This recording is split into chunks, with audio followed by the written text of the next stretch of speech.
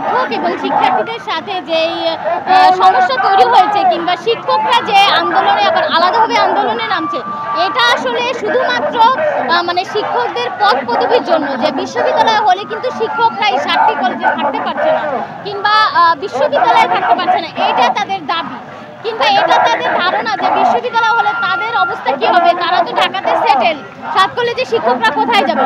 একমাত্র শুধুমাত্র তাদের এই পদ পদবীর জন্যই বিশ্ববিদ্যালয়ের বিরোধিতা করছে এই 7 কলেজের শিক্ষকরা। সাথে তারা নিয়েছে ইন্টারের শিক্ষার্থীদের এবং কিছু অনার্সের শিক্ষার্থীদের। সেটার প্রমাণ গতকাল সারা বাংলাদেশের ক্যাডারদের নিয়ে একটা মিটিং হয়েছে, সেই মিটিংয়ের পুরো রেকর্ড আমাদের কাছে এসেছে। সেখানে ঢাকা কলেজের সম্পাদক শিক্ষক পরিষদের তিনিও বলেছেন যে শিক্ষার্থীদের নিয়ে যদি মত ক্রিয়েট না করি তাহলে এই আন্দোলনে ফলপ্রসূ হবে না, শিক্ষা ক্যাডারদের কোনো অবস্থানেই বিশ্ববিদ্যালয়ে থাকবে না।